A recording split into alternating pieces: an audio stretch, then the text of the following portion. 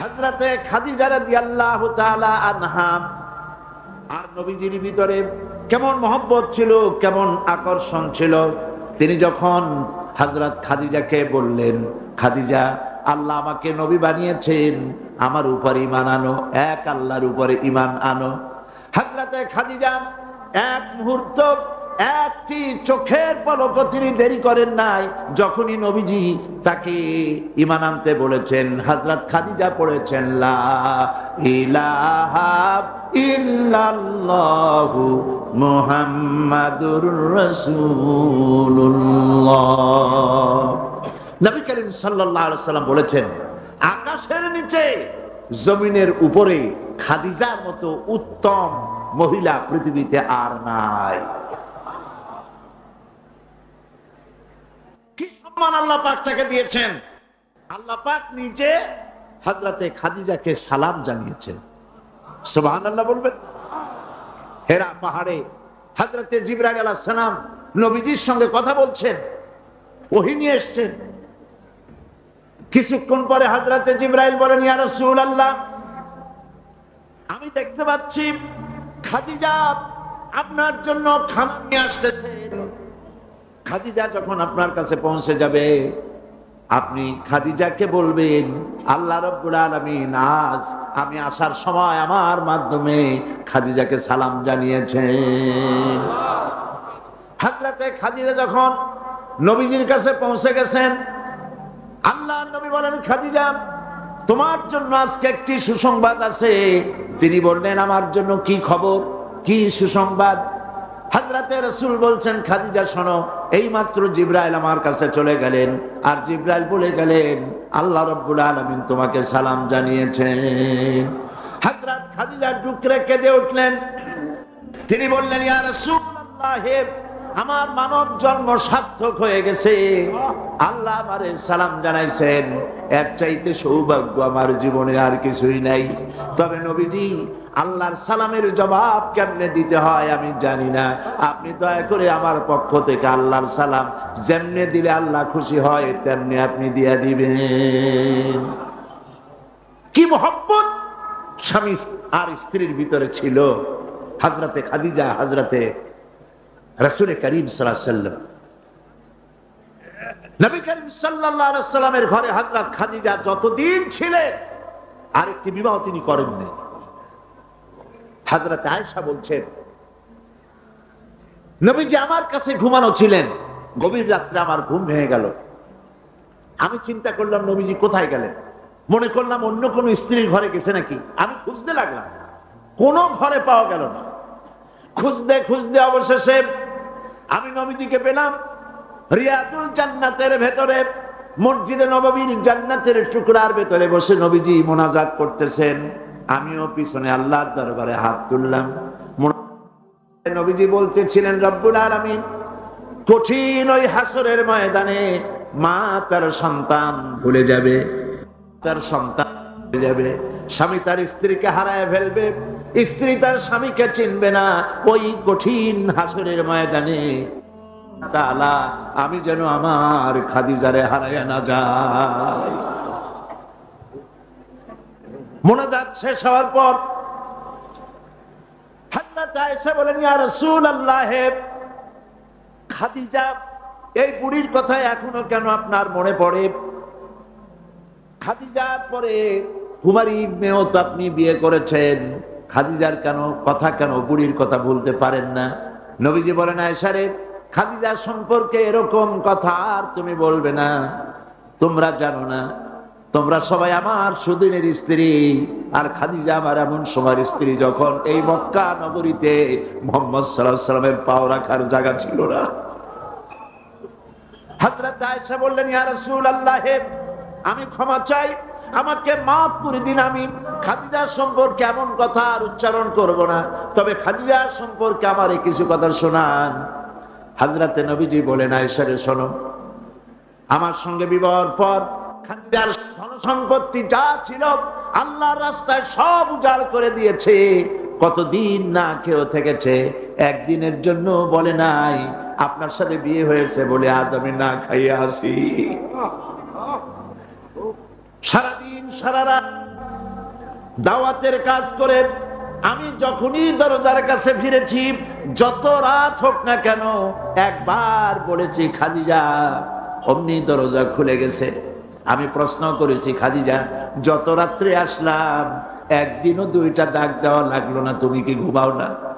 হযরতে খাদিজা বলেছেন, ইয়া রাসূলুল্লাহ, আপনি দিনের দাওয়াতের জন্য ব্যস্ত, কষ্ট করেন, আমি মনে মনে ভাবি আমি যদি ঘুমায় থাকি রাতের বেলায়, আর নবীজি যদি দরজার কাছে এসে খাদিজা খাদিজা বলে ডাকাডাকি করেন, উঠতে যদি আমার দেরি হয় আল্লাহর নবীর সঙ্গে বেয়াদবি হয়ে যাবে, এইটা মনে করে বিছানায় না ঘুমাইয়া যতক্ষণ আপনি না ফেরেন এই দরজাটার সাথে পিঠ লাগাইয়া দাঁড়াইয়া দাঁড়াইয়া ঘুমায়। হযরত আয়েশা বলেছেন, আমাদের ঘরে রান্না বান্না তেমন হতো না, আমাদের ঘরে তেমন গোশত খাওয়ার সুযোগ আমাদের কিসমতে তেমন হতো না। যদি কোনোদিন আমাদের ঘরে দুম্বা বা ছাগল জবাহ হতো, গোশতগুলি নবীজি কেটে ভাগ করে সমস্ত স্ত্রীদের ঘরে দিয়ে দিতেন। এরপরে কয়েকটা গোশতের টুকরা একটা টোপলায় নিয়ে হযরত খাদিজা মদিনার অলিতে গলিতে ঘুরে বেড়াতেন। খাদিজার কোন বান্ধবী পাওয়া যায় কিনা? সুবহানাল্লাহ। নবী করিম সাল্লাল্লাহু আলাইহি ওয়াসাল্লাম তার স্ত্রীদেরকে ভাবে ভালোবাসতেন, আর স্ত্রীরাও নবীর জন্য এভাবে ভালোবাসতেন, ভালোবাসা দিতেন। স্ত্রীর অধিকার ইসলাম দিয়েছে, আর কেউ দিতে পারে না। আর স্ত্রীদের মধ্যে সব থেকে উত্তম স্ত্রী কে? নবীজি বলেছেন, আদ-দুনিয়া কুল্লুহা মাতাউন ওয়া খায়রুল মাতাইদ দুনিয়া ইমরাতুস সালিহা। দুনিয়ার সব কিছু এর মধ্যে উত্তম নিয়ামত হচ্ছে পতিপরায়ণা, সতী স্ত্রী। সুবহানাল্লাহ। হুজুর বলেছেন, তিনটি জিনিস আমি পছন্দ করি, তিনটি জিনিস আমার প্রিয়। একটি হলো নামাজ, একটি হলো সুগন্ধ, আর একটি হলো স্ত্রী। সুবহানাল্লাহ। এই স্ত্রীকে সমান অধিকার দিয়েছে নবীজি, আল্লাহর ইসলাম সমান অধিকার দিয়েছে। নারীর অর্থনৈতিক অধিকার প্রতিষ্ঠিত করেছে ইসলাম, তাকে অর্থনৈতিক অধিকার দিয়েছে, মহারানার ব্যবস্থা করেছে। কোরআন বলছে, ফাতুহুন্না উজুরাহুন্না ফারিদা, ফরজ রূপী দায়িত্ব হিসাবে স্ত্রীর মহারানার টাকা আদায় করে দাও। বহু মুসলমান আছে মহারানার টাকা আদায় করে না, বরং আজকাল তো নতুন সিস্টেম চালু হয়েছে মানুষকে শোনাবার জন্য। বিবাহের মজলিসে বলা হয়, অমুকের মেয়ে অমুকের ছেলে বিয়ের মহারানা কত? 5,55,555 সামনে একটা টাকা বা পয়সা জিরো থাকতে পারবে না, একটা নিয়ম নীতি করে নিয়েছে। এই টাকাগুলি মহারানার টাকা সঠিকভাবে আদায় করা হয় না অনেক ক্ষেত্রে, একথা ঠিক কিনা? বরং উল্টো করে মহারানা আদায় করা হয় মেয়ে পক্ষের কাছ থেকে, কন্যা পক্ষের কাছ থেকে। এইটাকে কি বলা হয়? এটাকে কি বলা হয়? এটা হলো যৌতুক নামের কৌতুক। মেয়ে পক্ষের কাছ থেকে টাকা আদায় করা। মেয়ে পক্ষ যদি ইচ্ছে করে বর পক্ষকে যদি টাকা দেয়, পয়সা দেয়, গাড়ি দেয়, বাড়ি দেয়, কোনো আপত্তি নেই, দিতে পারে। কিন্তু ডিমান্ড করে নেওয়া, চেয়ে নেওয়া সম্পূর্ণ হারাম। কন্যার পিতার মাতা 12 বছর, 18 বছর, 20 বছর, 25 বছর লালন পালন করে কলিজার টুকরা সন্তানটাই তো দিয়ে দিল। এর চাইতে টেলিভিশন, গাড়ি বাড়ি বেশি হয় কি করে? এই যৌতুক বাংলাদেশের সর্বত্র আছে, অবশ্য চট্টগ্রামে নাই। আছে। ছেলে যদি এমএ পাস করে, ইঞ্জিনিয়ারিং পড়ে, লয়ার হয়েছে,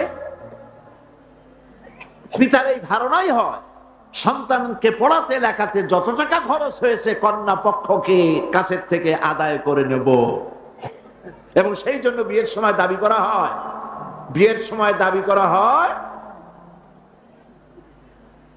50 লক্ষ টাকা দিতে হবে, গুলশানে 3টা বাড়ি দিতে হবে, মঙ্গল গ্রহে অফিস বানায় দিতে হবে।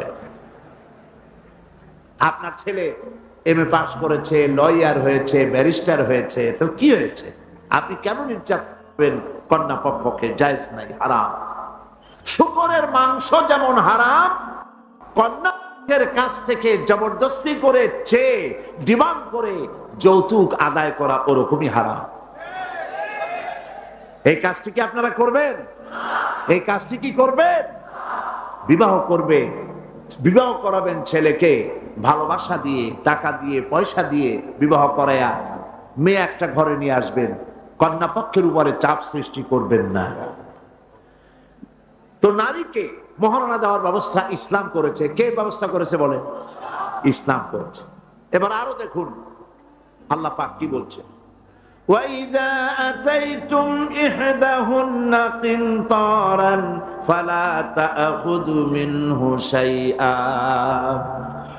যদি তোমরা নারীদেরকে স্তূপ পরিমাণ অর্থ করি যদি দান করো, তাহলে সামান্য তার থেকে ফেরত নিও না। চান মহিলাদের কাছে, নারীদের কাছে কিছু পুঁজি থাকুক, টাকা পয়সা থাকুক, আল্লাহ এটা চান। যদি তুমি কিছু দাও, তা যদি স্তূপ আকারেও হয়, তবুও সেগুলিকে ফেরত নিও না, ফেরত দিও না। বহু মুসলমান আছে আমাদের সমাজে, হজ করে, নামাজও পড়ে, কপালে দাগও পড়ে গেছে, তার ব্যবসা আছে, ধানি জমিনও আছে, বিবাহের সময় মেয়েকে টাকা কড়ি দিয়ে, ব্যবসা টাকা কড়ি যৌতুক টৌতুক দিয়ে বিদায় করে দেয়, সম্পত্তির ভাগ দেয় না, ব্যবসারও ভাগ দেয় না। আছে না এমন? আছে কিনা? আপনি কন্যাকে ঠকালেন, এর জন্য আল্লাহর কাছে আপনাকে দায়ী হতে হবে। মেয়েদেরকে অর্থনৈতিক অধিকার আল্লাহ এভাবে প্রতিষ্ঠিত করেছেন, সে মহিলাদেরকে অর্থনৈতিক দিক থেকে তাদেরকে নির্যাতন করা যাবে না। এবার মেয়েদেরকে শিক্ষার অধিকার দেওয়া হয়েছে, কোনটা দেওয়া হয়নি? তারা বলছে, ইসলামের দুশমনেরা বলে নারীদেরকে ইসলাম ঠকাইছে। কোথা থেকে ঠকালো? কন্যা হিসেবে মর্যাদা দিল, বধূ হিসেবে মর্যাদা দিল, তারপরে অর্থনৈতিক সুযোগ করে দিল, এবার শিক্ষার অধিকারও প্রতিষ্ঠিত করলো। হযরতে আয়েশা রাদিয়াল্লাহু তাআলা আনহা, তিনি শিক্ষার্থী ছিলেন, হাজার হাজার সাহাবীর উস্তাদ ছিলেন। সুবহানাল্লাহ বলেন। হাদিসের উস্তাদ ছিলেন, তাফসীরের উস্তাদ ছিলেন, ফিকহের উস্তাদ ছিলেন। শিক্ষার অধিকার ইসলাম দিয়েছে নারীকে। নারীরা লেখাপড়া করতে পারবে, কোনো অসুবিধা নেই। এভাবে অধিকার শুধু অর্থনৈতিক নয়, লেখাপড়ার অধিকার দিল, তালাকের একটি অধিকার, এটি একটি গুরুত্বপূর্ণ বিষয়। তালাকের অধিকারটিও শুধুমাত্র পুরুষের না, এই তালাকের অধিকার নারীদেরকেও দেওয়া হয়েছে। কথা বুঝতে পেরেছেন? তালাকের অধিকার, বিবাহ বিচ্ছেদের অধিকার শুধু পুরুষের নয়, নারীকেও দেওয়া হয়েছে। পুরুষ যদি অকর্মণ্য হয়, যদি সে উন্মাদ হয়, জালিম হয়, নপুংসক হয়, তাহলে এই স্ত্রী কোর্টে তা প্রমাণ করে তার স্বামীকে পরিত্যাগ করে ইচ্ছে মতো স্বামী গ্রহণ করতে পারবে, ইসলাম সুযোগ দেয়। তালাক, কথায় কথায় তালাক দেওয়ার একটা রেওয়াজ আমাদের দেশে আছে। বাংলাদেশে যদি আল্লাহ কোনদিন দয়া করে ইসলামী রাষ্ট্র প্রতিষ্ঠিত করে দেন, তাহলে কথায় কথায় তালাক দেওয়ার এই প্রথাকে বন্ধ করে দেওয়া হবে। তরকারিতে লবণ কম হয়েছে, শুটকি মাছে ঝাল হইল কেন, এই সব কথা বলে তালাক দেওয়া যাবে না। আর একসঙ্গে 3 তালাক দেওয়া তো যাবেই না। এক সাহাবী এসে নবী করিম সাল্লাল্লাহু আলাইহি ওয়াসাল্লামের কাছে খবর দিলেন যে একজন তার স্ত্রীকে একসাথে 3 তালাক দিয়েছে। নবী করিম সাল্লাল্লাহু আলাইহি ওয়াসাল্লাম এত গুসা হয়েছিলেন যে বসার থেকে দাঁড়ালেন। তিনি বললেন, এই লোকটি তো আল্লাহ পাকের কোরআনের সাথে তামসা করেছে। তালাকের আল্লাহর কাছে 2টা হালাল সবচেয়ে জঘন্য, 2টি হালাল সবথেকে জঘন্য। একটা হলো ভিক্ষাবৃত্তি, আর একটা হলো তালাক। যখন তালাক দেওয়া হয় অন্যায় ভাবে, গোসায়, আল্লাহর আরশ কাঁপতে থাকে। নাউজুবিল্লাহ বলেন। আপনি এভাবে তালাক দিতে পারবেন না। তালাক দেওয়ার নিয়ম হলো, যখন স্ত্রীর সাথে, লক্ষ্য করুন, স্ত্রীর সাথে বনিবনা হচ্ছে না, স্ত্রীর চরিত্র খারাপ, স্ত্রীর দাজ্জাল মার্কা, বনেই না, তো আল্লাহ পাক তখন বলেছেন উভয় পক্ষের আত্মীয় স্বজন নিয়ে মীমাংসা করার চেষ্টা করো, সালিসি করো। যদি মীমাংসায় না হলো তাহলে 1 মাসে 1 তালাক দাও, বিছানা আলাদা করে দাও এবং অপেক্ষা করো তার এই অবস্থা দেখে সে ফিরে আসে নাকি। যদি ফিরে আসে তো গ্রহণ করো, যদি ফিরে না এলো 2য় মাসে 2য় তালাক দাও। তাও যদি ফিরে না, তাহলে সে গিয়ে 3 তালাক একদম রেজি করে দাও, আর ফেরত হবে না। 3 তালাকে বায়না করে দাও, এই স্ত্রীকে আর গ্রহণ করা যাবে না। এখন আমাদের দেশে রাগের মাথায় একসাথে 3 তালাক দেওয়ার পর মনে মনে অনুশোচনা হয়, এতগুলো ছেলে পেলে নিয়ে করবো কি, কি সর্বনাশ হইল, রাগের মাথায় করলামটা কি। এখন এই বউ ফিরে পাওয়ার জন্য মস্তা তালাশ করে। তখন গ্রামের মুন্সি মৌলবী, এই জাতীয় 1 শ্রেণীর লোক আছে যারা কোরআন বোঝে না, হাদিস বোঝে না, তারা হিল্লা নামক একটা ঔষধ বাইর করছে। সেই ঔষধটা কি? তারা বলে যে এই স্ত্রীকে যদি আবার নিতে চাও তাহলে আর একটা পুরুষের সঙ্গে বিবাহ দাও এবং শর্ত করো যে তোমার কাছে দিলাম, 2-3 দিন পর তুমি তালাক দিয়ে দিবা, এরপরে আমরা নিয়ে নেব। তালাকের নিয়তে বিবাহ করা এটা সম্পূর্ণ হারাম, বিবাহ হবে না। তালাকের নিয়তে বিয়ে করলো, বিয়ে হবেই না। তারপরে এই যে ভাড়া করা, একজনের সঙ্গে হিলা করতে দেওয়া, এটাকে হাদিসের ভাষায় বলা হয়েছে ভাড়া করা ষাঁড়। ভাড়া করা ষাঁড়। ইসলামে এই ধরনের কোন বিধান নাই। সবাই কান খুলে শুনুন, হিল্লা করার যে ব্যবস্থা বাংলাদেশে গ্রামে গঞ্জে আছে, শরীয়তের কোন অস্তিত্ব নাই। কেউ যদি তার স্ত্রীকে তালাক দেয় আর এই স্ত্রীকে আবার ফেরত নিতে চায়, পর্যন্ত ফেরত দিতে পারবে না। একটা পথ আছে, সেই পথটা হলো এই ইচ্ছে করে কোন স্বামী গ্রহণ করেন, আর সেই স্বামী যদি ইচ্ছে করে ঘটনাচক্রে তালাক দেয়, অথবা ঘটনাচক্রে সেই স্বামীর যদি মৃত্যু হয়, তাহলেই কেবলমাত্র প্রথম স্বামীর কাছে আসতে পারবে। এছাড়া প্রথম স্বামীর কাছে আসা কিয়ামত পর্যন্ত সম্ভব নয়। এইটা ইসলাম করেছে দৃষ্টান্তমূলক শাস্তি দেওয়ার জন্য। কথায় কথায় তালাক দেবা, বাগুন ভর্তায় মরিচ হইল কেন, এই সব শয়তানি চলবে না। এইটার জন্যই এই বিধান করা হয়েছে। তালাক কখনো রাগের মাথায় এই জঘন্য কাজ কেউ করবেন না। যদি করতেই হয় তাহলে 3 মাসে 3 তালাক হবে, একসাথে 3 তালাক দেওয়া যাবে না। যদি কেউ একসাথে 3 তালাক দিয়ে বসে, তালাক হয়ে যাবে, এটাও মনে রাখবেন, তালাক হয়ে যাবে। তবে আল্লাহ পাক অসন্তুষ্ট হবেন, নারাজ হবেন, গোসায় আল্লাহর আরশ কাঁপতে থাকে। এই কাজটি কখনো করবেন না। আল্লাহ পাক তালাক চান না। আল্লাহ চান স্বামী স্ত্রীর মধ্যে মহব্বত পয়দা হোক। যদি স্ত্রীর উপর রাগ হয়, কখনো মন খারাপ হয়, আল্লাহ বলছেন ওয়ালা তানসাউল ফাদলা বাইনাকুম, তোমরা পরস্পর পরস্পরের অনুগ্রহকে ভুলে। আজকের একটা ব্যাপারে মন খারাপ হয়েছে, তুমি চিন্তা করো তোমার জীবনের অনেক ক্ষেত্রে এই স্ত্রীর অনেক অবদান আছে, সেগুলিকে মনে করে আজকেরটা মাফ করে দিলেই তো সারে। সুবহানাল্লাহ। আল্লাহ পাক চান না স্বামী স্ত্রীর ভিতরে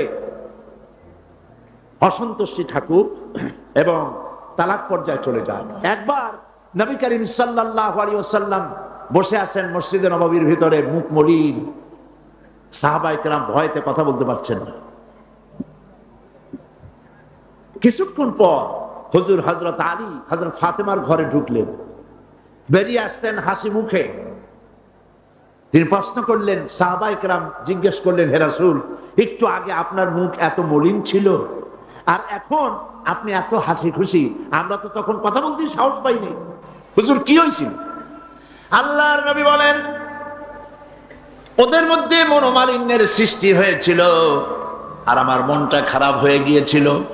ওদের বুঝতে পারছেন তো, হযরত আলী এবং ফাতেমার মধ্যে মনোমালিন্য সৃষ্টি হয়েছিল, আমার মনটা খারাপ হয়ে গিয়েছিল। আমি ভেতরে গেলাম, উভয়ের সঙ্গে কথা বললাম।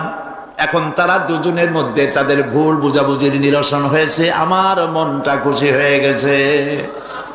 নবীজি বলেন, ফাতেমাকে যে কষ্ট দেয় সে আমাকে কষ্ট দেয়, কারণ ফাতেমা আমার কলিজার টুকরা।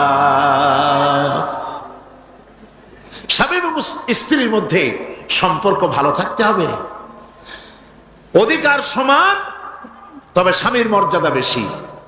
মর্যাদা কার বেশি? স্বামীর মর্যাদা বেশি।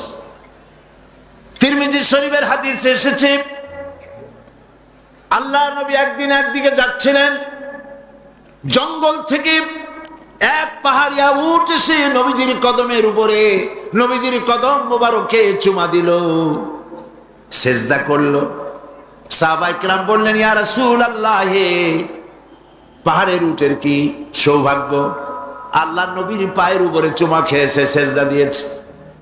আমাদেরকে অনুমতি দেন, আপনার কদমের উপরে আমরা সেজদা দিয়া ধন্য হই।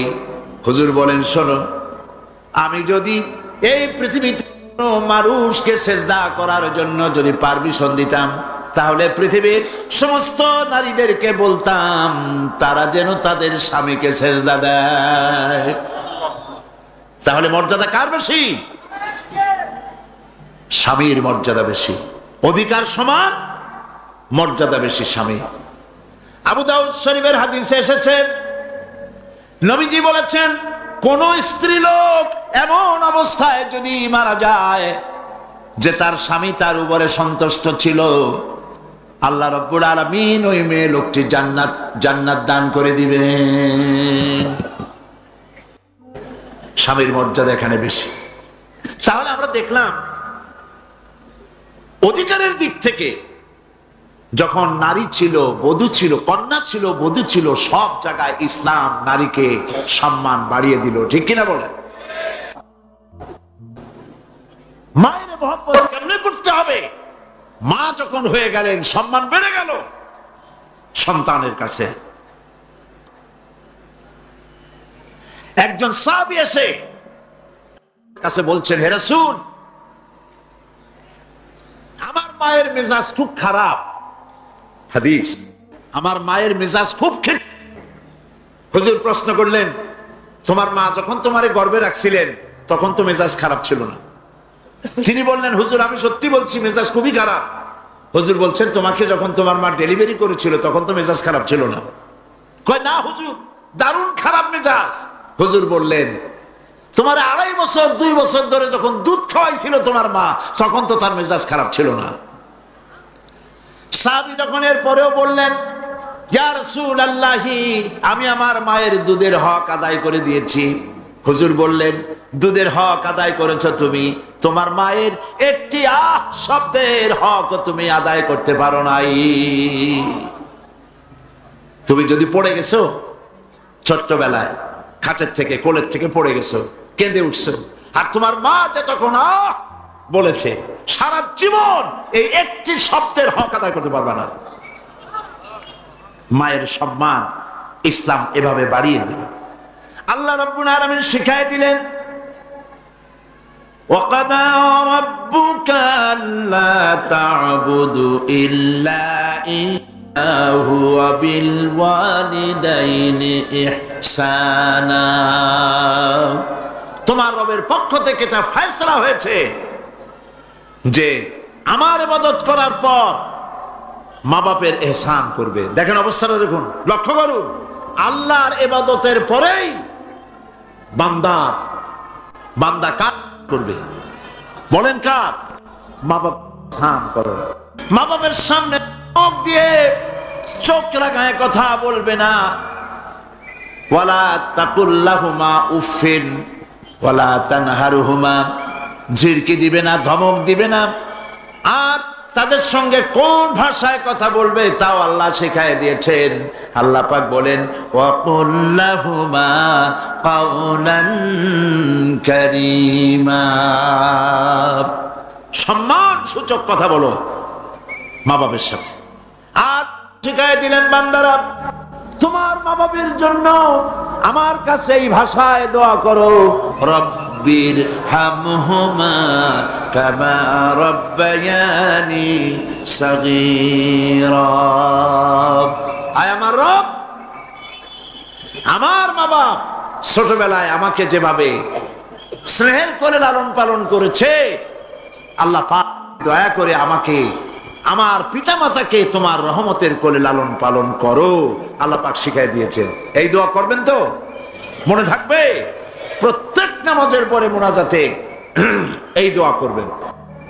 মা বোনেরা লেখাপড়া করতে পারবেন, চাকরি করতে পারবেন, জিহাদে যেতে পারবেন, সবই করতে পারবেন পর্দার ভিতরে থেকে। আল্লাহ পাক কোরআনে কারিমে বলেছেন ওয়াকারনা ফি বুয়ুতিকুন্না ওয়ালা তাবাররাজনা তাবাররুজাল জাহিলিয়াতিল উলা।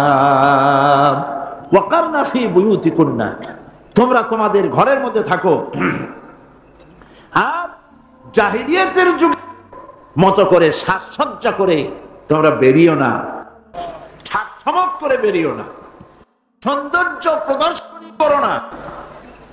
এই জন্য অশালীন পোশাক বাদ দিতে হবে। রাসূলুল্লাহ বলেছেন আরাফাতের ময়দানে তোমরা যেমন খাবে তোমাদের মেয়েদেরকে স্ত্রীদেরকে তেমন পরাবে, তোমরা যেমন খাবে তেমন তাদের খাওয়াবে, তোমরা যেমন পরবে তেমন তাদেরকে পরাবে। কেউ কেউ এর অর্থ করেছে যেমন খাবো তেমন খাওয়াবো, এটা তো ঠিক আছে, যেমন পরি তেমন তাদেরই পরাতে হবে। তো পুরুষও প্যান্ট শার্ট পরে মেয়েদেরকেও প্যান্ট শার্ট পরানো শুরু করছে। নাউজুবিল্লাহ বলে। কিয়ামতের অনেকগুলি আলামত আছে। হযরত আলী রাদিয়াল্লাহু তাআলা হাদিস রওয়ায়াত করেছেন কিয়ামতের পূর্বে 15টি লক্ষণ প্রকাশ পাবে, তিরমিজি শরীফের হাদিস। তার মধ্যে একটি লক্ষণ হলো এই মেয়েরা পুরুষের পোশাক পরবে, পুরুষরা মেয়েদের পোশাক পরবে। এটা তো শুরু হয়ে গেছে, শুরু হয়েছে কিনা? আর বলতে থাকে এই কন্যাটিকে যে যত্ন করবে, আদর করবে, আদর শিখাবে, সাহায্য করবে, আল্লাহর সাহায্য কিয়ামত পর্যন্ত তার সাথে অব্যাহত থাকবে। এই হাদিস ছেলের জন্য এরকম একটি হাদিস নাই, এরকম একটি হাদিস এসছে মেয়েদের জন্য। সুবহান। নবীজি বলছেন মান আলা জারিয়াতাইন হাত্তা তাবলুগা জা ইয়াউমাল কিয়ামাতে আনা ওয়া হুয়া কাহাতাইন ওয়া দাম্মা আসাবিহু। আখরাজাহু মুসলিম।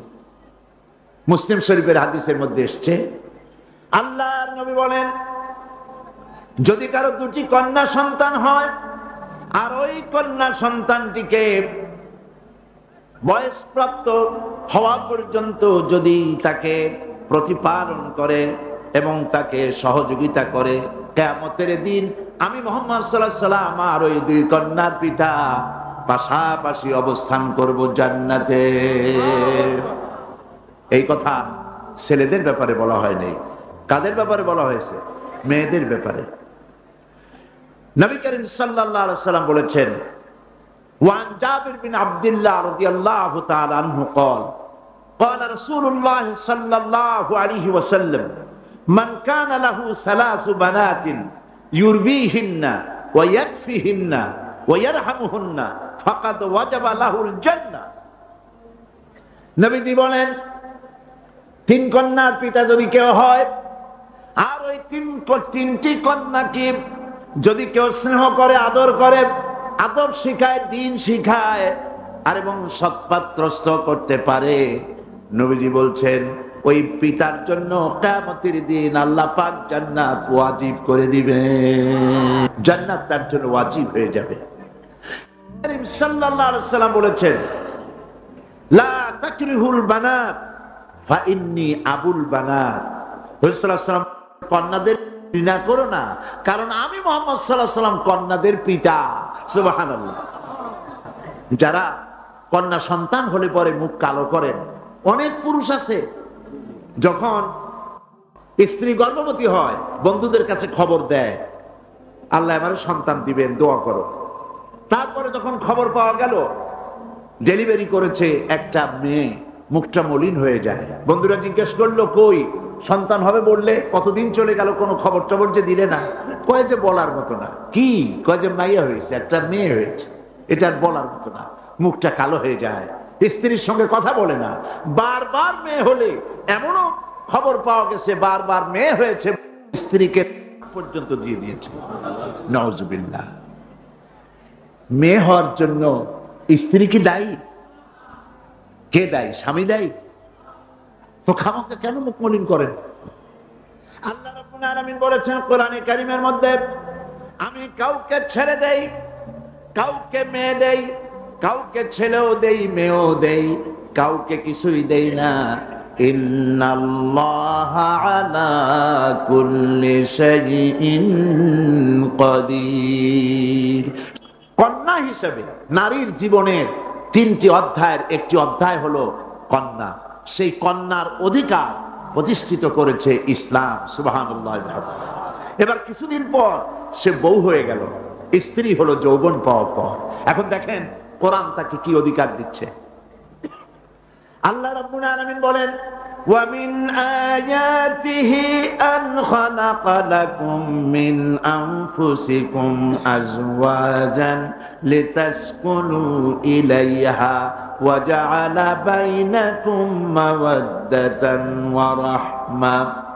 আল্লাহ পাকের অসংখ্য নিদর্শনের ভিতরে এটি একটি নিদর্শন যে তোমাদের থেকে আল্লাহ পাক তোমাদের জোড়া সৃষ্টি করেছেন এবং তোমাদের ভালোবাসা আর সহৃদয়তার সৃষ্টি করেছেন।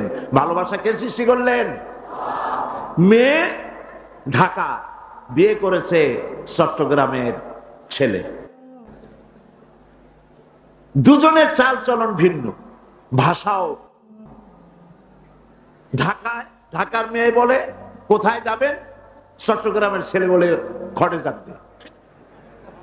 দেখছেন অবস্থা? ঢাকার মেয়ে বলছে পাশে বসেন, আর চট্টগ্রাম বলতে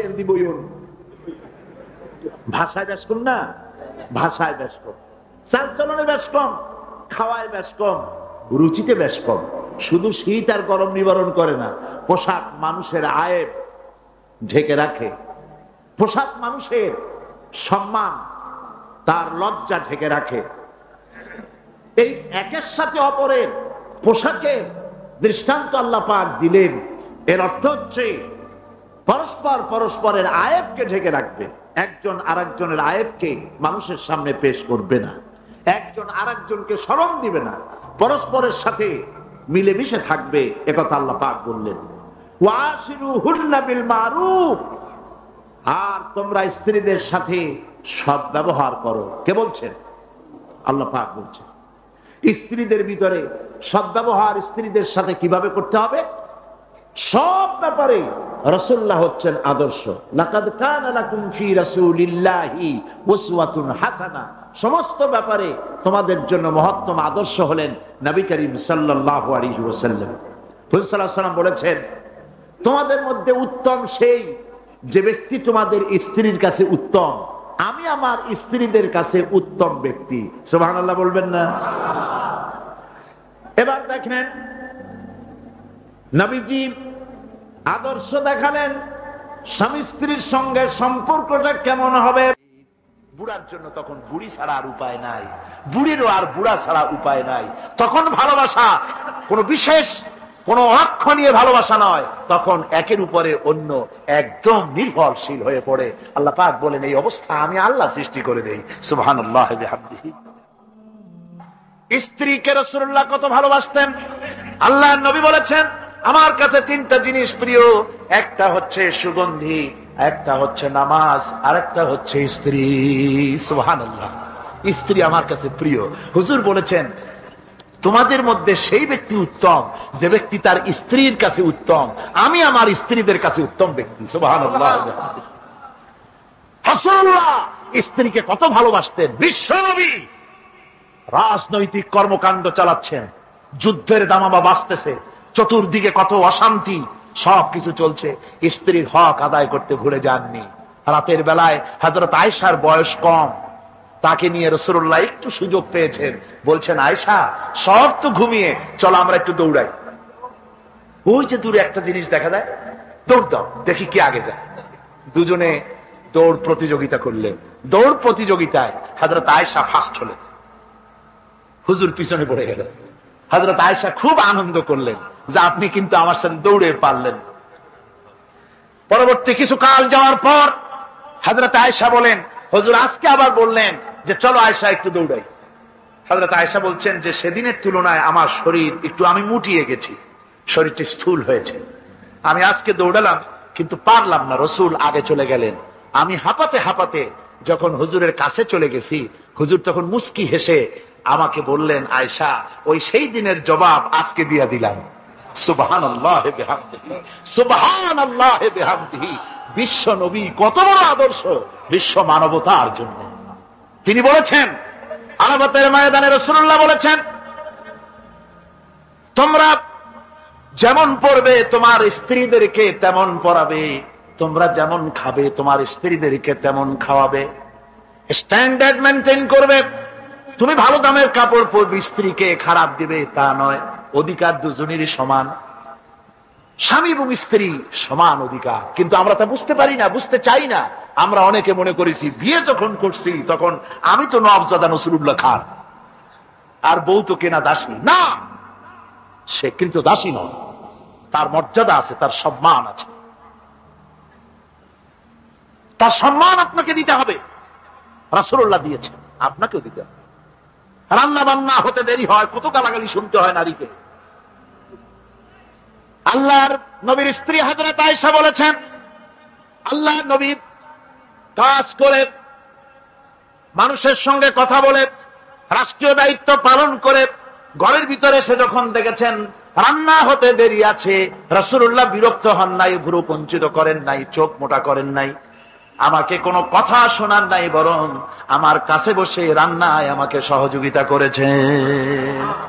সুবহানাল্লাহ বিহামদিহি। এই হলো আল্লাহর রাসূল, এই হলো বিশ্ব নবী। স্ত্রীর সঙ্গে কি মহব্বত! সুবহানাল্লাহ বিহামদিহি। হুজুর মহব্বত করতেন স্ত্রীদেরকে।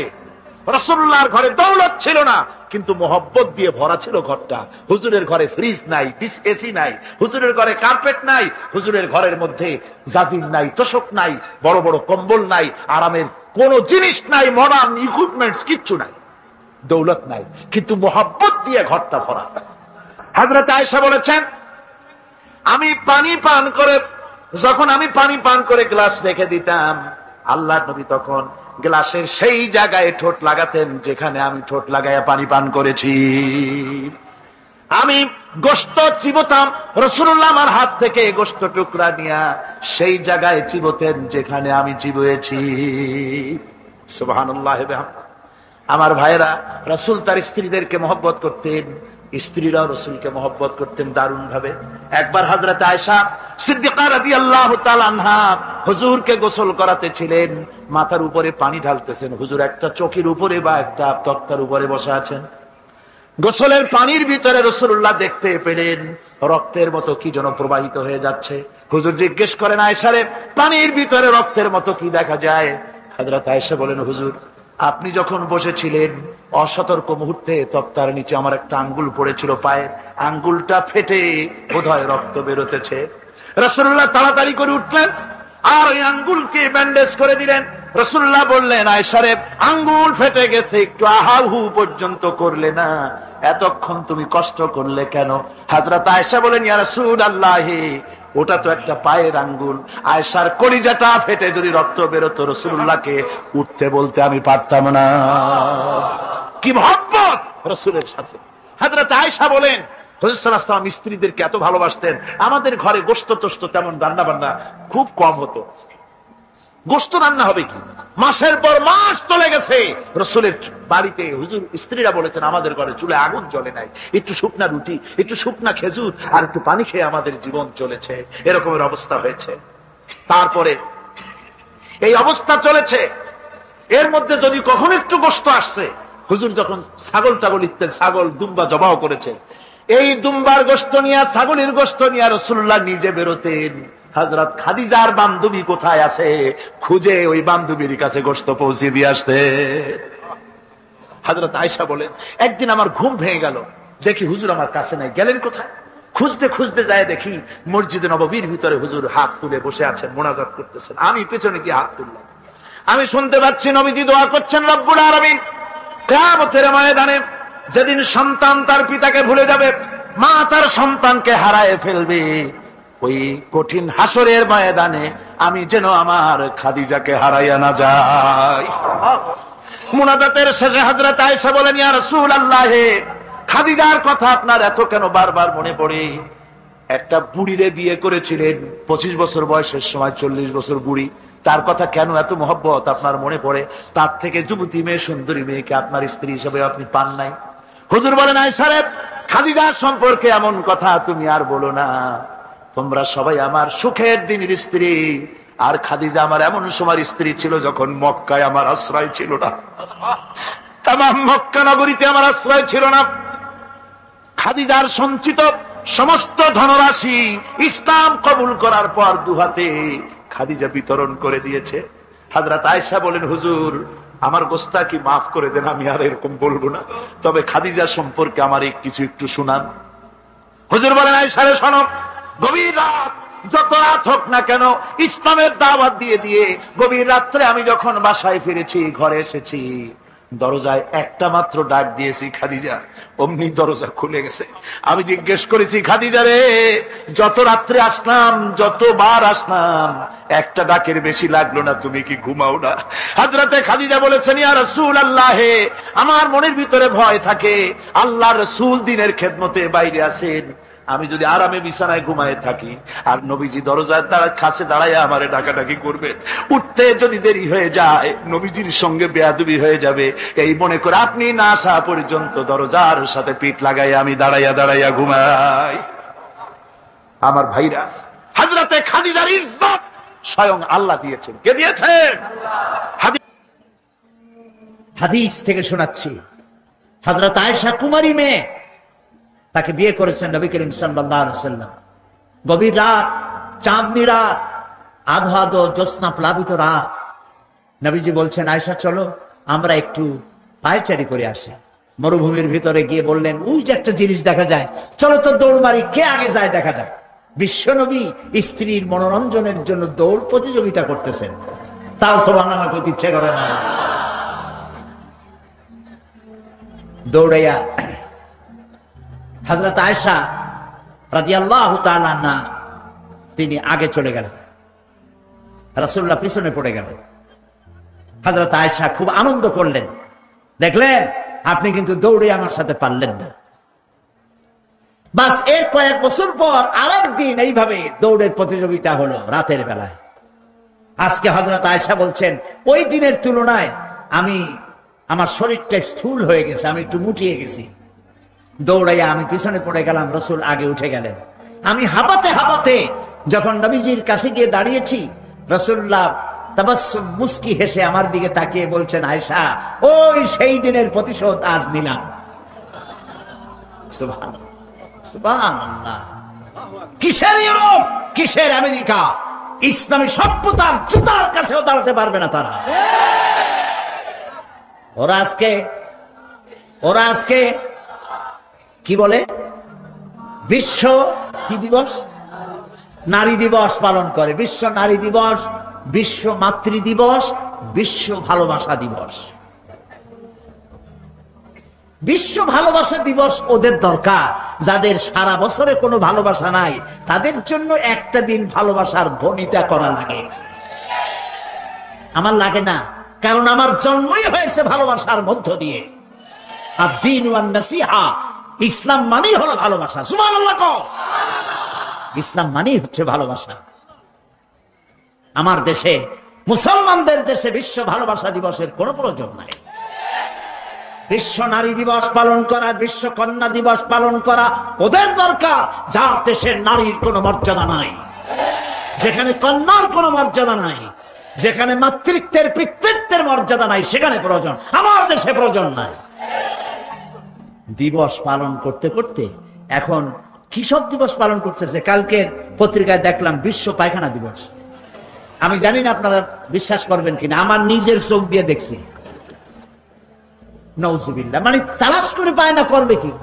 এরপরে দেখলাম ঢাকায় দেওয়ালে লেখা বিশ্ব চিন্তা দিবস। তো বিশ্ব চিন্তা দিবসের এটার থিমটা কি, করবেটা কি? তো যারা আয়োজক তারা বলল যে আমরা ওই বিশ্ব চিন্তা দিবসে রাস্তার মোড়ে মোড়ে বসে চিন্তা করব যে আদৌ কোনো ব্যাপারে আমরা চিন্তা করতেছি কিনা। নাউজুবিল্লাহ মিন যালিক। পাগল কি গাছে ধরে? প্রিয় ভাই সব, আল্লাহ রাব্বুল আলামিন নারীর অধিকার দিয়েছে, কোরআন দিয়েছে, হাদিস দিয়েছে। বুক ভরে বলেন আলহামদুলিল্লাহ। প্রিয় ভাই সব, ইসলাম দিয়েছে নারীর অধিকার। রাসূলুল্লাহ বলছেন আদ-দুনিয়া কুল্লুহা মাতাউ ওয়া খায়রুল মাতাইদ দুনিয়া ইমরাতুস সালিহা। এই পৃথিবীর সব কিছু হলো সম্পদ, তার মধ্যে শ্রেষ্ঠ সম্পদ হচ্ছে সালেহা, নেককারিনী, সতীসাধ্বী নারী। আলহামদুলিল্লাহ বলেন। আল্লাহর নবী বলেন আমার কাছে তিনটি জিনিস প্রিয়, নামাজ আমার কাছে প্রিয়, সুগন্ধ আমার কাছে প্রিয়, আর স্ত্রী আমার কাছে প্রিয়। সুবহানাল্লাহ। এই তিনটি জিনিস আমার কাছে প্রিয়। আপনার স্ত্রীকে আপনি তো এই জন্য তাকে সম্মান করবেন, ভালোবাসবেন, অনেক কারণ আছে। একটা কারণ তো এই, যেই রাস্তা দিয়ে আপনি জাহান্নামে যেতেন সেই রাস্তায় আপনার স্ত্রী প্রহরীর মতো রাত দিন দাঁড়িয়ে আছে, সেখানে ব্যাখ্যা দেওয়ার কোনো প্রয়োজন নেই। সুতরাং আপনার স্ত্রীকে আপনি ভালোবাসবেন এবং তাকে আপনি সম্মান দিবেন। ইসলাম নারীকে অর্থনৈতিক অধিকার দিয়েছে, বলেছে ফাতুহুন্না উজুরাহুন্না ফরিদা, ফরজ রূপী দায়িত্ব হিসাবে মহারণার টাকা আদায় করে দাও। এখন মহারণার টাকা আদায় করা হয় না, এখন বিবাহ মজলিসগুলিতে বলা হয় মহারণা কত? মহারণা হচ্ছে 21,21,101 টাকা, 11,11,101 টাকা। একটা 1 টাকা থাকা লাগবে। কোথায় পাইছেন এটা? একটা 1 টাকা থাকা লাগবে। আর এই যে মহারণা বাঁধা হয়, এই মহারণার টাকা আদায় করা অধিকাংশ ক্ষেত্রে আদায় করা হয় না। কথা ঠিক কিনা? কথা ঠিক কিনা? বরং উল্টা মহারণা আদায় করে নেয়। কারা নেয় বলেন? পাত্রপক্ষ।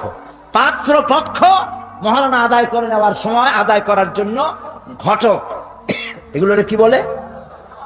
ঘটক। কোন কোন এলাকায় এদেরকে উচ্চ নাক বলা হয়। এদের কাজ হলো পরস্পরের মধ্যে বিবাহ দিতে গিয়ে মিথ্যা কথা বলা, উচ্চ নাক। তো এরা বলে যে অমুকের ছেলে অমুকের মেয়ের বিবাহ হবে, ছেলেকে দিতে হবে কি? ছেলেকে দিতে হবে ল্যান্ড ক্রুইজার, ছেলেকে দিতে হবে গুলশানে বাড়ি, 10 লক্ষ টাকা ক্যাশ, মঙ্গল গ্রহে অফিস। বলে ছেলে লেখাপড়া জানে কি? ওই কলেজের বারান্দা দিয়ে কয়েকদিন ঘুরে টুরে আসছে, গলায় সোনার সেন্টেনও আছে, মাথায় ভাল্লুকের মতো চুলও আছে।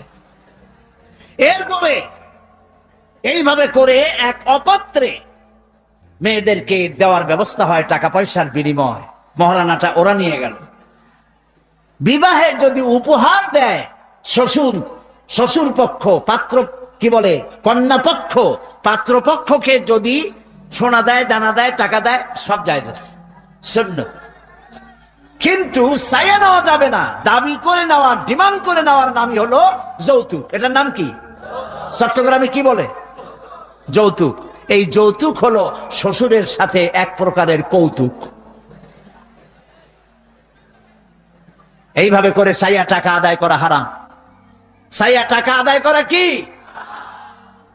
আজকের এই বিশাল তাফসীর কোরআন মাহফিলে আমি জানতে চাই যে এই যাদের ছেলে আজ পর্যন্ত বিয়ে দেন নাই, বিবাহ দিতে গিয়ে কন্যা পক্ষের কাছ থেকে হারাম চাইয়া যৌতুক আদায় করে ছেলে বিয়ে দিবেন না, এই রকমের লোক ওয়াদা করতে পারবেন না? মনে করবেন এই কথা যে আল্লাহ মাহফিলে আজকে আসলাম কেন? আচ্ছা দেখি তো, যারা ছেলে বিয়ে দেন নাই তারা ওয়াদা করবেন এই কথা বলে যে আমার ছেলে বিবাহ দিতে গিয়ে যৌতুক 1 পয়সা, 1 থেকে নিয়ে 1000 কোটি যা হোক, যৌতুক চাইবো না, বিনা যৌতুকে ছেলে বিবাহ দেব। কারা কারা দেবেন? ছেলেওয়ালারা হাত তোলেন তো। ও মাশাআল্লাহ, বাচ্চা পোলাপান হাত উঠেছি কি কামে? তোমরা তো বাপ হও নাই এখন। হাত নামান।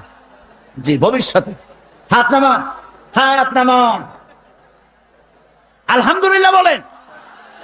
যৌতুক এক সামাজিক ব্যাধি, এই ব্যাধি বন্ধ করতে হবে এবং চট্টগ্রাম থেকেই এটার আন্দোলন শুরু হবে ইনশাআল্লাহ। বলেন ইনশাআল্লাহ। প্রিয় ভাই, সব যারা বিবাহ করে নাই সেসব যুবকদের বিবাহ করা লাগবে কিনা? লাগবে কিনা? হ্যাঁ, ফুর্তি হয়ে একটু জোরেই বলতেছে লাগবে। এই বিবাহ করতে গেলে শ্বশুর যদি ঘড়ি দেয় বলবা আলহামদুলিল্লাহ, যদি শেরওয়ানি দেয় আলহামদুলিল্লাহ, যদি কিছু না দেয় নাউজুবিল্লাহ, নাকি?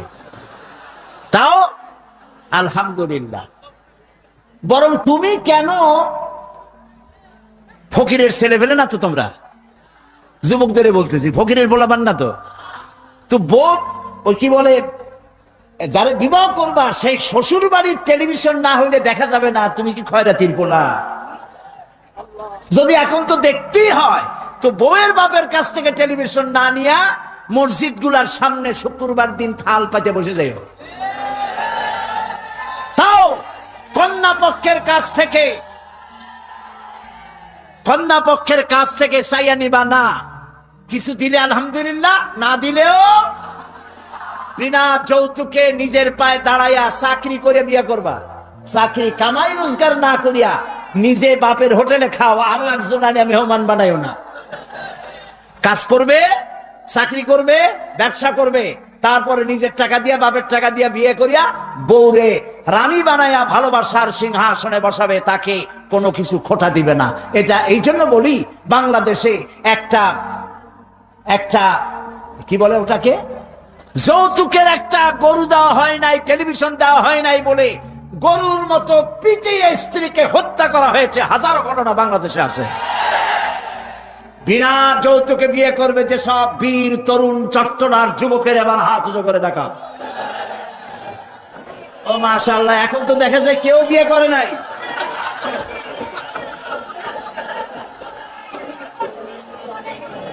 আচ্ছা, হাত নামান, হাত নামান। আলহামদুলিল্লাহ বলেন, হাত নামান। এই যে ভাই, আমি কিন্তু বুঝতে পারি দাঁড়াইছেন কেন, কোমর ব্যথা করতেছে বোধহয়। বসেন, কোমর ব্যথা আল্লাহ ভালো বানাই দেবেন, জোরে কোন আমিন। আরে ভাই, বসতে বলছি, বসেন। কোমর ব্যথা হলে তো আমারও করবে, আমি তো বসা। বসেন, সবাই বসেন। প্রিয় ভাই সব, তাহলে একটি বড় রকমের অপরাধ থেকে চট্টগ্রামকে মুক্ত করার জন্য আন্দোলন শুরু করা হলো। বলেন আলহামদুলিল্লাহ। প্রিয় ভাই সব, আল্লাহ তাআলা এই নারী যখন বিবাহ হলো, আল্লাহ তাআলা তাকে অধিকার দিলেন, শিক্ষার অধিকার, লেখাপড়ার অধিকার, পড়ার অধিকার, সব অধিকার দিলেন। এরপরে দিলেন তাকে মা বানায় দিলেন। কদিন পরে কি হয়ে গেল? মা হয়ে গেল। সুবহানাল্লাহ। এখন কিন্তু ইজ্জত আরো বাড়লো। মা হওয়ার পর ইজ্জত কি হইল? আরো বেড়ে গেল। আল্লাহর নবীর কাছে প্রশ্ন করা হয়েছে। এক সাহাবী এসে বলছেন, সালা রাজুলুন ইয়া রাসূলুল্লাহ মান আহাক্কুন নাস বিহুসনি সাহাবাতি? ক্বালা উম্মুক। ক্বালা সুম্মা মান? ক্বালা উম্মুক। ক্বালা সুম্মা মান? ক্বালা উম্মুক। ক্বালা সুম্মা মান? ক্বালা আবুক। সুবহানাল্লাহ। একজন এসে নবীজির কাছে প্রশ্ন করলেন, ইয়া রাসূলুল্লাহ, মানুষের ভিতরে আমি কার যত্ন করব, কার খেদমত করব, কার সাথে ভালো ব্যবহার করব? আমার কাছে সব থেকে ভালো ব্যবহার কে পেতে পারে? নবীজি বললেন, তোমার মা। সাহাবী প্রশ্ন করলেন, তারপরে কে? রাসূলুল্লাহ বললেন, তোমার মা। তারপরে কে? তোমার মা। তারপরে কে? তোমার পিতা। পিতার চাইতে মায়ের মর্যাদা আল্লাহ পাক কয় গুণ বাড়ালেন? সবাই বলেন কয় গুণ?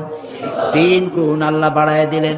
আল্লাহ রাব্বুল আলামিন কোরআনে কারীমের ভিতরে বলেছেন, ওয়াকাদা রাব্বুকা আল্লা তা'বুদু ইল্লা ইয়্যাহু ওয়া বিল ওয়ালিদাইনি ইহসানা। তোমার রবের পক্ষ থেকে চূড়ান্ত ফয়সালা হয়েছে যে আল্লাহর ইবাদত করার পর মা বাপের এহসান করবে, সুবহানাল্লাহ। আর আমার দেশের লোকেরা কি বলে, কি করে লক্ষ্য করতেছেন আপনারা? আল্লাহ বলেন কি আর বান্দারা করে কি? আল্লাহ বলছেন মা বাপের খেদমত করো, আমার ইবাদতের পরে আল্লাহর পরেই স্থান কার? চিল্লায় বলেন। আমাদের লোকেরা বোঝে না, না বুঝা চলে যায় ভালো কোনো খাবার, ভালো কোনো ফল কোন হযরত, কোন পীর সাহেবের দরবারে নিয়ে হাজির করলে, হ্যাঁ দেন, পীর সাহেবকে হাদিয়া দিবেন দেন, কিন্তু আগে দিবেন মায়ের। আপনার কাছে, সন্তানের কাছে সব থেকে বড় পীর হচ্ছে মা। বলেন সব থেকে বড় পীর কে? মা আর বাবা। মা আর এই দুজন হচ্ছে আপনার কাছে সব থেকে বড় পীর। পীর সাহেবের দোয়া কবুল হবে কি হবে না, আলেম সাহেবের দোয়া কবুল হবে কি হবে না, সন্দেহ আছে। 50-50, দোয়া কবুল হইলেও হইতে পারে, না হইলেও না হইতে পারে। কিন্তু মা বাপ যদি দোয়া করে, আল্লাহর দরবারে দোয়া মঞ্জুর হয়ে যায়, 100% দোয়া কবুল হয়ে যায়, সুবহানাল্লাহ বলে। যখন দোয়া করে, বন্দুক দিয়া গুলি করলে সেই গুলি তার লক্ষ্য বস্তুর কাছে যেতে যত না দেরি হয়, মা বাপের দোয়া বা বদদোয়া আল্লাহর দরবারে থেকে দ্রুত গতিতে চলে যায়। মাকে খাওয়াও। বুড়া মা আছে না? বলেন আছে না? মা যখন বুড়া হয়ে যায়, বউয়ের কথা মতো সন্তান মায়ের সাথে খারাপ ব্যবহার করে, মুখ মলিন করে থাকে, কথা বলে না, আর মনে মনে বলে, প্রকাশ্য বলে, অনেকের সামনে বলে, বুড়ি মরে না কেন? নাউজুবিল্লাহ। বলেন নাউজুবিল্লাহ। তুমি কারে মরতে বলো? কারে মরতে বলো? তোমার মা, তোমার যখন অসুখ হয়েছে, যত্ন করেছি, বুকের সাথে আগলায় ধরেছে, সারা রাত শেয়ারে বসে বসে, বিদ্যুৎ ছিল না ঘরে, কেরোসিনের ল্যাম্প জ্বালায়া, চেরাগ জ্বালায়া কোরআন শরীফ তেলাওয়াত করেছে। আর শেষ রাতি দুইখানা হাত রব্বুল আলামিনের দরবারে তুলে দিয়ে কেঁদেছে, রব্বুল আলামিন, আমার বাঁচাধনকে আমার জীবনের বিনিময় আল্লাহ তুমি বাঁচাইয়া দাও। যে মা বললেন, আমার জীবনের বিনিময় আমার ছেলে তুমি বাঁচাও, মেয়েরে বাঁচাও, সেই ছেলে বড় হইয়া বউয়ের পাগল হইয়া বলে, বুড়ি মরে না কেন? নাউজুবিল্লাহ, নাউজুবিল্লাহ। মাকে সম্মান করুন, মাকে ভালোবাসুন। আল্লাহ রাব্বুল আলামিন বলেন, ওয়াওয়াসাইনাল ইনসানা বিওয়ালিদাইহি ইহসানা হামালাতুহু উম্মুহু কুরহা ওয়া ওয়াদাআতুহু কুরহা ওয়া হামলুহু ওয়া ফিসালুহু 30 শাহরা। আমি সমগ্র মানব গোষ্ঠীকে উপদেশ দিচ্ছি, তোমরা তোমাদের ওসিয়ত করছি, তোমরা তোমাদের মা বাপকে সম্মান করো। তোমার মা তোমাকে গর্ভধারণ করেছে অত্যন্ত কষ্টের সাথে, ডেলিভারি করেছে অত্যন্ত কষ্টের সাথে, আর 30টা মাস বুকের দুধ দিয়ে তোমারে মানুষ করছে। সুবহানাল্লাহ, সুবহানাল্লাহ। প্রিয় ভাই সব, মা বাপ যদি হাত তোলে, চোখ দিয়া পানি পড়ে, দোয়া কবুল হয়ে যাবে। সুবহানাল্লাহ। এই যে হযরত বাইজিদ বুস্তামি রহমতুল্লাহ আলাইহির এই দরগায় আপনারা যান, হযরত বাইজিদ বুস্তামি যখন ছোট্ট ছিলেন, তার মা অসুস্থ, গভীর রাত্রে মা জেগে বলছে, বাবা আমি তো পানির পিপাসায় শেষ হয়ে যাচ্ছি, একটু পানি পান করাও। বাচ্চা দেখলেন ঘরের মধ্যে পানি নাই, বাইরে কোথা থেকে পানি জোগাড় করলেন, এসে দেখেন মা ঘুমায় গেছে। শীতের রাত, বাচ্চা দাঁড়ায় আছে পানি নিয়ে। ফজরের সময় মায়ের ঘুম ভেঙেছে, তাকিয়ে দেখে বাইজিদ দাঁড়ানো। বাইজিদ তুমি দাঁড়ানো কেন? কাঁপতেছো কেন? ছেলে বলছে, মা আপনি পানি চাইছিলেন। তা পানি চাইছিলাম, তা কি হয়েছে? তা আমি তো ঘরে পানি পাইনি, দূরে গিয়ে পানি আনছি, আনি দেখে আপনি ঘুমাই গেছেন, আমারই উঠাও নাই কেন? আপনার ঘুমের ক্ষতি হবে। তা তুমি নিজে ঘুমাও নাই কেন? এই জন্য যে আপনি জায়গায় যদি আবার পানি চান আর সময় মতো না দিতে পারি, তাহলে তো আপনার কষ্ট হবে। সেই জন্য মা আমি দাঁড়াই রয়েছি, আপনি পানি খাবেন, সেই পানি নিয়ে। বাইজিদের মা হযরত বাইজিদকে বিছানার উপরে আরাম করে শোয়াই দিয়া উযু করে নিজে নামাজ পড়লেন। নামাজ আদায় করে দুইখানা হাত আল্লাহর দরবারে তুলে ধরে বলেন, রব্বুল আলামিন, আমি বাইজিদের মা, আমার ছোট্ট বাইজিদ আমার জন্য যে কষ্ট করেছে, আজ তার এই কষ্ট দেখে আমার কলিজা ঠান্ডা হয়ে গেছে।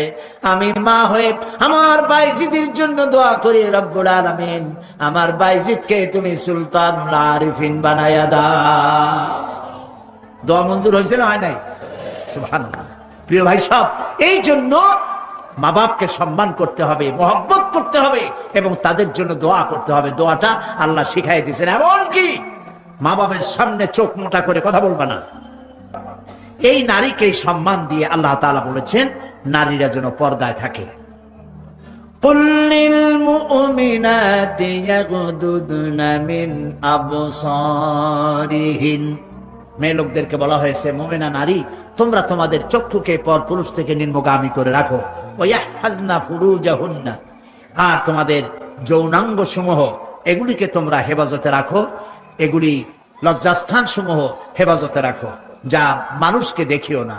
ওয়াকারনা ফি বুয়ুতিকুন্না ওয়ালা তাবাররাজনা তাবাররুজাল জাহিলিয়াতিল উলা, আর তোমরা তোমাদের ঘরের মধ্যে থাকো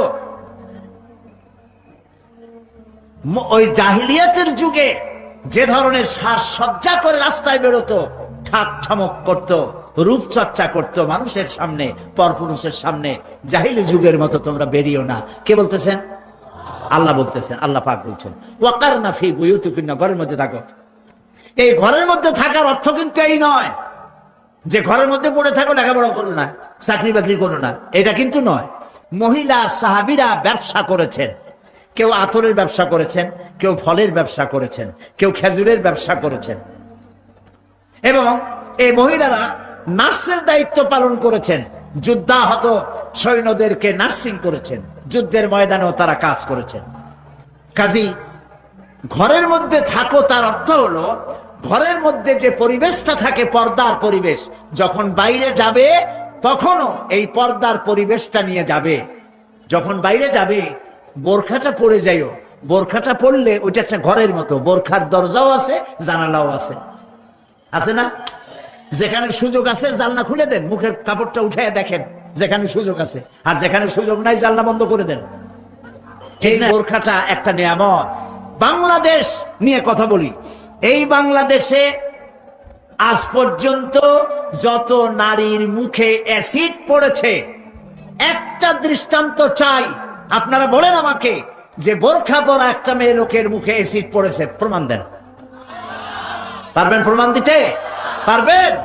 কেন পারবেন না বলেন? কারণটা কি? কারণ হলো এই, মেয়ে লোকটা যখন বোরখা পরলো সে আল্লাহর হুকুম পালন করলো। কার হুকুম পালন করেছে? আর তখন আল্লাহর দায়িত্ব হয়েছে নারীর সতীত্বের এবং তার শরীরের হেফাজতের দায়িত্ব নেওয়া। এই জন্য বোরখা পরা নারীর মুখে অ্যাসিড পড়ে না।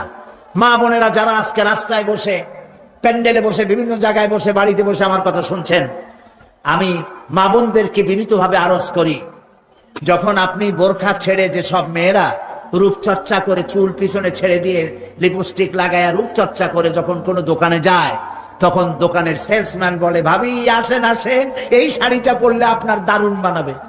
আরে শয়তান, শাড়ি বদলে মানাবে কিনা তার স্বামী বলবে তুই কেনা। এখন দোকানদার যদি ভাবি বলে তাতে কি মর্যাদা বাড়ে? বাড়ে না। আপনি দেখেন বোরখা পরেন, চাদর পরেন, দোকানে যান, দোকানি বলবে খালাম্মা, চাচি আম্মা, বসেন বসেন, সম্মান করে বসতে দেবে এবং আপনার সামনে কাপড়গুলি খুলে ধরবে যেটা আপনার প্রয়োজন দিবেন। তাহলে বোরখায় কি সম্মান কমায় না বাড়ায়? কমায় না বাড়ায়? মা বোনেরা বোরখা পড়ুন, চাদর পড়ুন। আপনার মেয়ে কলেজ গোয়িং, ইউনিভার্সিটি গোয়িং, যেসব বয়সপ্রাপ্ত মেয়ে আছে, আল্লাহ কোরআনে বলেছেন এমন একটা চাদর পরো যেই চাদরটা পরলে পরে মাথাটা, বুকটা, গলাটা ঢাকা হয়ে যায়, এমন একটা চাদর পরো। এই চাদর পরা মুসলমানদের জন্য ফরজ। মুসলমানদের জন্য কি? প্রিয় ভাই সব, নারীর জন্য আল্লাহ পর্দা করেছেন, আর এই পর্দা হলো তাদের জন্য নিয়ামত। সেই নিয়ামত তারা ধারণ করবেন, আল্লাহ তাহলে সন্তানগুলো ভালো বানাই দিবেন। কোন আলহামদুলিল্লাহ, বলেন আলহামদুলিল্লাহ।